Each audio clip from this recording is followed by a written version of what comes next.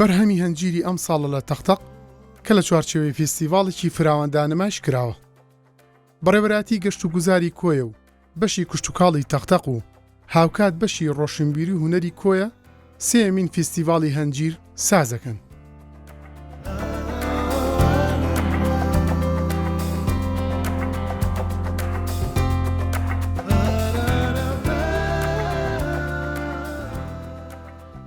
فێستیڤاڵەکە بە مەبەستی بە بازاڕکردنی و خستنە ڕووی هەنجیری کوردی باخەکانی کۆیە و تەختەقە کە بەرهەمی هەنجیری ئەم ساڵی جوتیارانی تێدا خراوەتە ڕوو.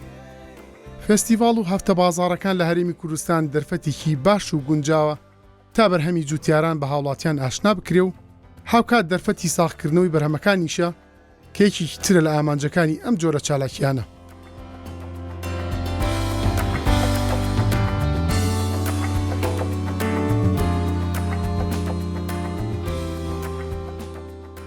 ساڵانە دەیان فێستیڤاڵ و هەفتە بازاڕ لە شار و شارۆچکەکانی هەرێمی کوردستان دەکرێنەوە کە خاوەنکار و جوتیاران وەک هەوڵێکی گرنگ پێناسەی دەکەن تا بەردەوام بن لە بەرهێنانی بەرهەمی کوشتتوکاڵی باشتر و پەرەپێدانی زیاتر بە باخ و چێڵگە کوشتتوکاڵەکانیان.